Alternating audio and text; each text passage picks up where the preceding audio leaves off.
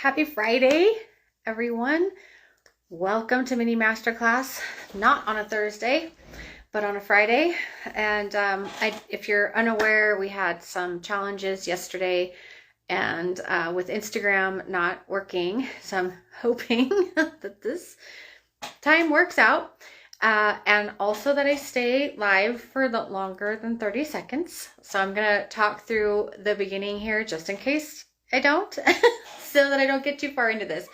But yeah, we were supposed to have our mini masterclass last night and it didn't happen. So here we are on Friday. And today I see people joining, so that's a good sign. Welcome.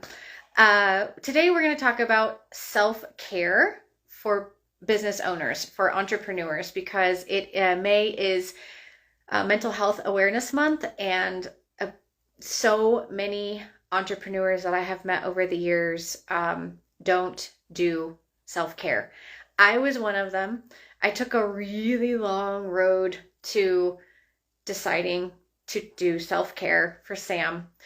And it's a passion of mine now to help others avoid the path that I took, because there's really no nice way to say it, but it really almost killed me. Like, it almost killed my business because I was in such a bad space, emotionally, physically, mentally, that I couldn't function to what I know I can do and what I'm capable of. It all just stemmed back to me not taking care of myself and putting myself on the back burner, and not being taking care of my physical fitness, not taking care of how I was eating, not taking care of anything about me, period. I know I'm not alone in that. I have met hundreds probably over the years of business owners who have experienced the exact same thing. Thankfully, all of us have come out of it. Also, I have met many people who have shut down their businesses, gotten divorces, lost their homes, binged on their vice of choice because of their insane stress and the inability or the lack of ability that they decided to cope because it was just, it was too much. So I want to help you, no matter what industry you're in, not do that, not go down that path. And especially if you're in the accounting industry, this profession is constant deadlines, constant stress, constant pressure. There is no let up. There is no season. There's a kind of a misnomer of tax season. If you do actual tax returns, yes, you definitely have a higher influx of business during specific months of the year. But honestly, just because April 15th is over, or October 15th, or whatever the dates are, doesn't mean that the work stops. There's still IRS audits, there's still compliance, there's still continuing education, there's still tax planning, there's always something ready to go for you when the high season is over. And we don't actually prepare tax returns in-house, but we do all of the work to lead up to, and we work with many, many tax preparers. So we've got it coming from all angles at us at all times. So there is no season, right? There's no kicking back oh, it's July, I have no work for a month. No. That does not happen. So all industries, but especially if you're in the accounting industry, I hope that you listen to someone who has been there, done that, and you choose, because you can. It was a choice I eventually had to make. Nobody did it for me. But you can choose to not go down that path. So first and foremost, I need to say about the first 5 years of any new business, you are going to work more and harder than you probably ever thought you would. And that's fine. That's just the way it goes. That's what it takes to be committed and determined and build a business and make the sacrifices up front. So when I'm talking through these scenarios of self-care, I don't want it to seem as if I don't understand that as a business owner, you don't have time for you, because I get that. And that's the stance that I took for many years. It was probably 6 years in before I actually had enough of a breakdown that I decided to make the changes. So I get it. I get the philosophy. I get the feeling, I get the pressure and the stress, understand all of that. What I also know is looking back, I could have made different choices. I could have, I just didn't think I could, but had I done that, I would have saved a lot of other stresses along the way.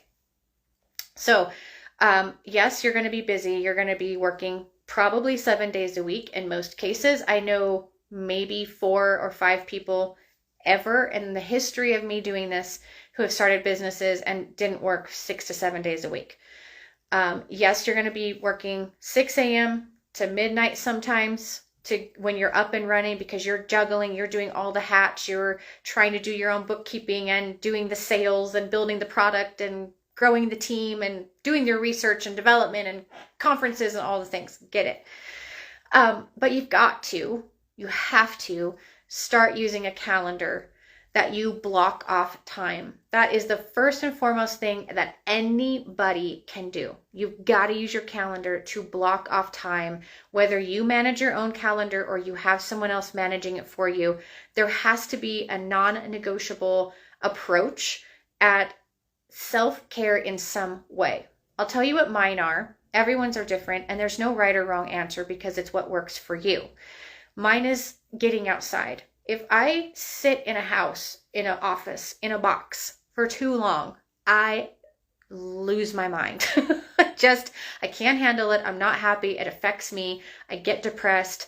I get lazy. I get unmotivated. I need to get outside.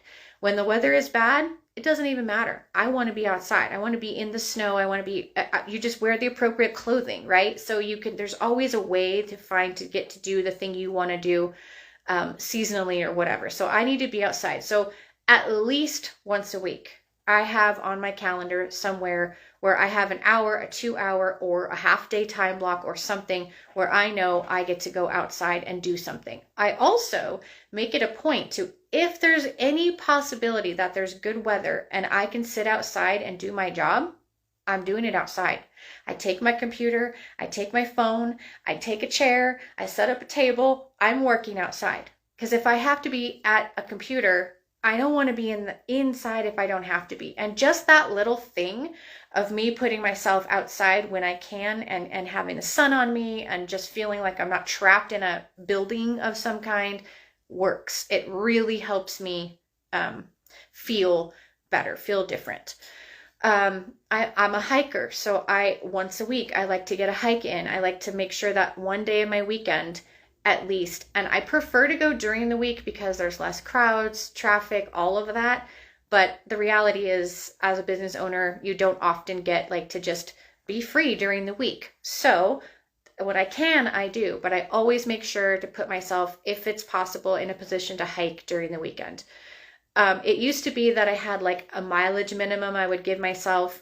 For example, I'd say I need at least one 5-mile hike, right? Or otherwise it's not really a hike. It's just a walk in the mountains. Now I'm really more of if I get 3 miles in, that's more significant than I'm doing sitting in my chair all day. So I'll take the win on the 3 miles. I also, about 5 years ago, we'll call it 2019, I was preparing for a hike on Mount Whitney. So I wanted, my 40th birthday goal was to summit Mount Whitney. And I put myself in a position to train for that. I had to lose weight. I had to gain muscle. I had to get back in physical shape. I had to get my cardio going because I wasn't in any kind of condition at that moment to actually climb 14,000 feet. So 5 years ago now, I started on this journey, this path of actually getting back into shape, keeping my physical fitness up, also changing the way I ate, because that's what it takes to keep the physical fitness up. If you're not going to do the eating part, you might as well not do the workout part because it really needs, it's a team effort. And then I summited Mount Whitney. No, I didn't make the whole thing. My knees failed me on that one, but I did most of it. And then I was like, what now? What goal do I have to reach now? I'm one of those that I need a goal. I need to be what's the next thing that I'm staying in shape for or getting in shape for? Otherwise, I lose the the mojo, right, for it. So along the line, that's another suggestion I have for your self-care is set little goals for yourself, set milestones for yourself that you always have something that you are personally looking forward to achieving. So is that, throwing a big engagement party? Okay, once the engagement party is over, now what? Maybe it's your anniversary next. Maybe then it's, a trip that you haven't been able to take. Maybe it's, obviously you could start having babies, or, there's all kinds of ways that you can put yourself like in a constant reach for a personal goal that you make sure to make time for. Because otherwise, if it's just like, I just want to go to the gym. Yeah, so does everybody, especially like for the first 30 days of the year, everybody says, oh, I want to go to the gym. But what is the end result? You've kind of almost got to think about it like your business. What's the end result you're looking to get out of doing the thing you're doing? Is it more time with your family? Is it more money? Is it an impact in your community? Is it, what was the real reason why? Put that in in perspective in your personal life as well. So my real reason for wanting to go to the gym was to get fit for Mount Whitney. But now that Mount Whitney is over, now what's my real reason for going to the gym? And now it's like to maintain the weight loss, to build the muscle, to be ready for summer swimsuit season, to be ready for a dress or an event that I have coming up and not have to like, oh shoot, I need to lose 20 pounds because I let myself go for 6 months and I didn't keep trying. There's always that coming up. Self-care is not a massage and a facial. That is a thing of self-care. But what I'm really addressing is the need for us to really take time all the time to schedule the things that are going to make us happier, healthier. Eating is another thing you can do for your self-care. If you eat properly, if you figure out what's the best type of way to eat for your body type and support your goals, physically, whether that's, to run a marathon or climb a mountain or ski a big slope, or to be able to learn how to do a sport that you physically can't do right now because you're not in good enough shape. All that is important, and all that is tag teamed with how you eat. And that's one thing I will say. I had a diagnosis of diabetes type 2 a year and a half ago. And ever since that, I really, really have been conscious about how I eat, what I eat, all of that. And that has just been a saving grace, because I will tell you, I fall off the exercise bandwagon just like everybody else. For example, I haven't been to a personal trainer since November of last year. Life happens and it just hasn't worked for me. But I haven't gained a bunch of weight, and I haven't really changed my physical appearance because of the way I'm eating. Now, have I gotten less muscly? Yes.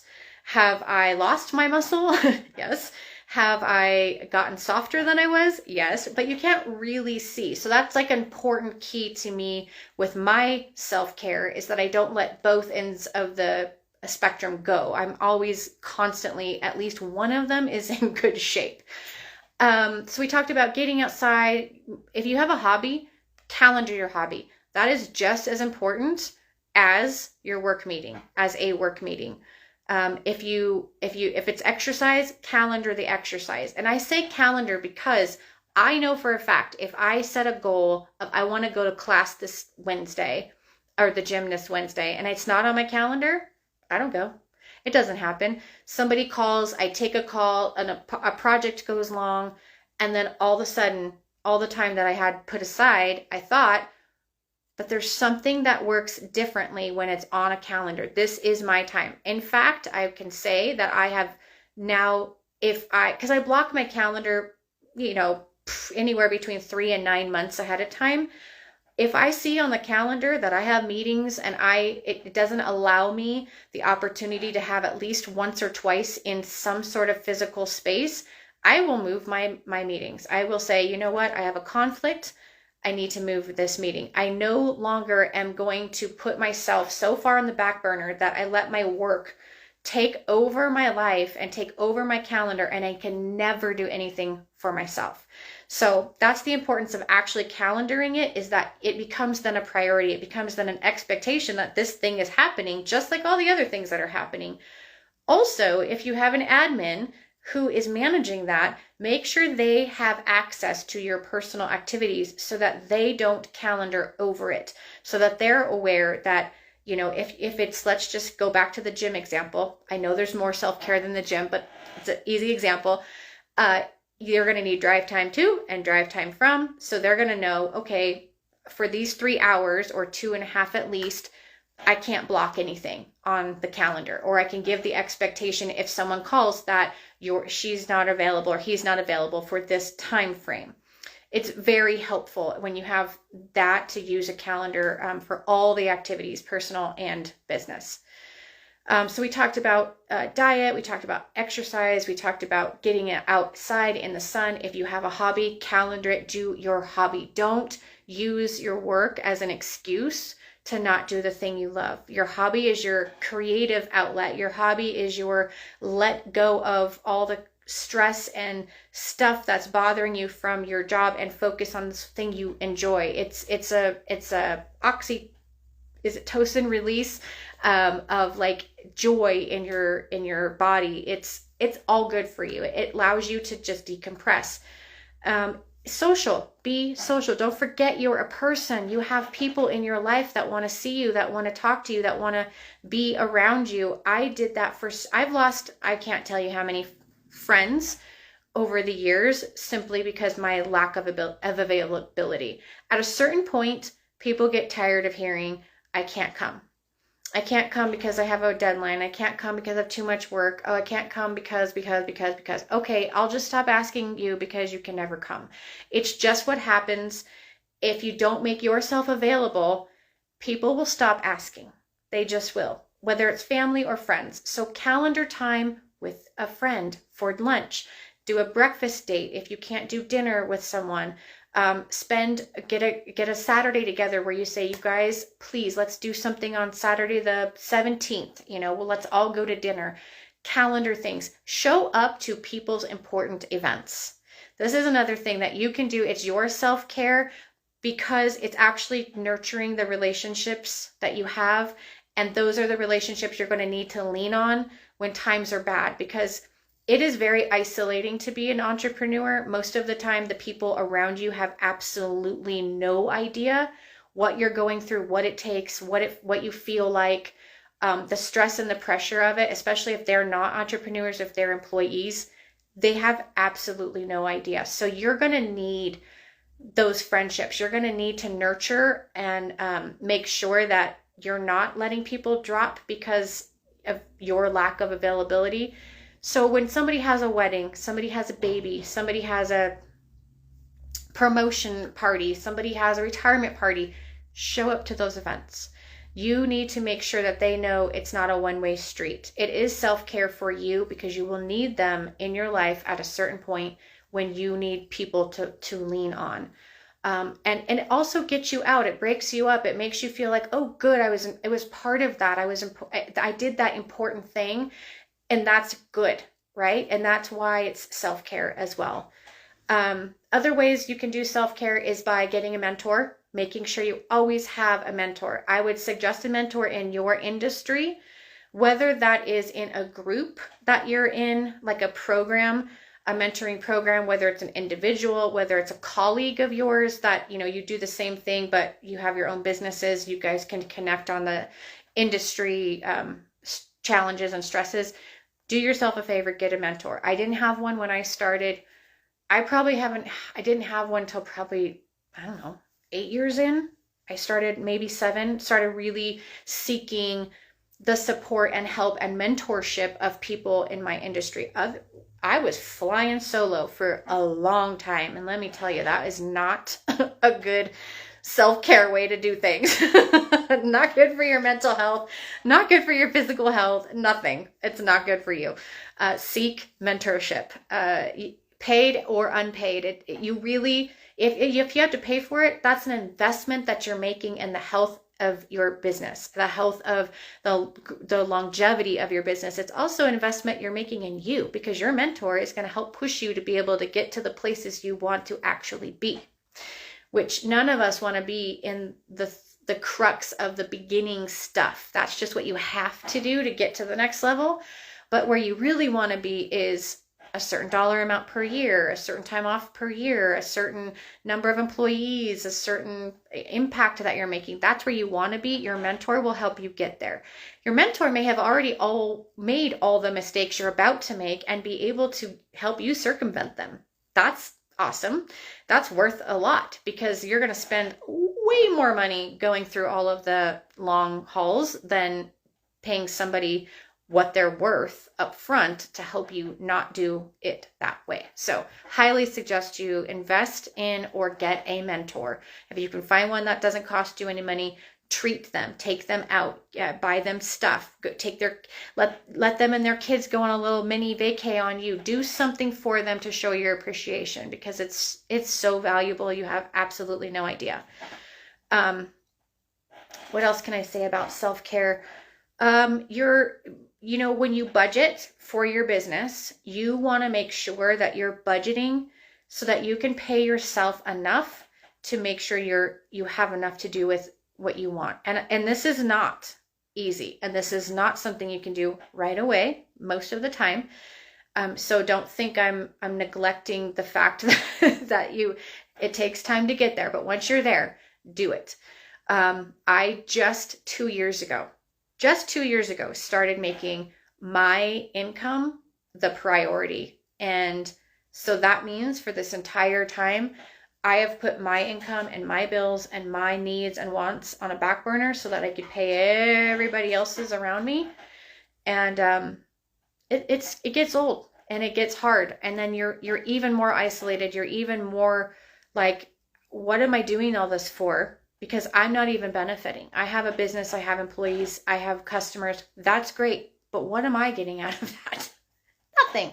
So don't do that to yourself. Make sure you build in, and I'm following my own direction here. I've built in enough in our budget that I know with the amount I make, I can take care of me, which means I can get my hair done every few months. I could, if I wanted to, get a massage every once in a while. I can go out to eat with my friends when it's possible to me.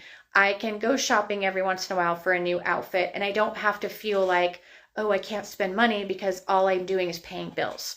Because that's all part of self-care. Giving yourself a little joy, whether it's retail therapy or a spa day or a date out with your friends, or just being able to go to the beach and have 0 things on your calendar and lay there in the sun. I mean, I enjoy that probably more than almost everything I've just already talked about.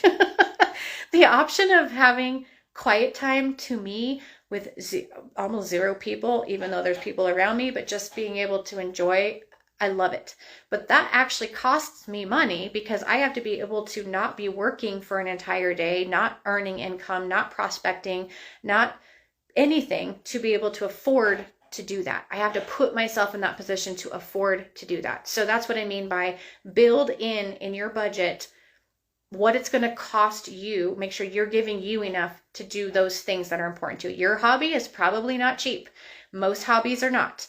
Even hiking, it seems free, but you got to have the right gear, the right shoes. You got to have a backpack. You got to get snacks and do all the things that prep up. You've got to have gas money to go drive to a mountain. You have to have, it takes money. So put your budget in a position to give yourself the self-care that you need.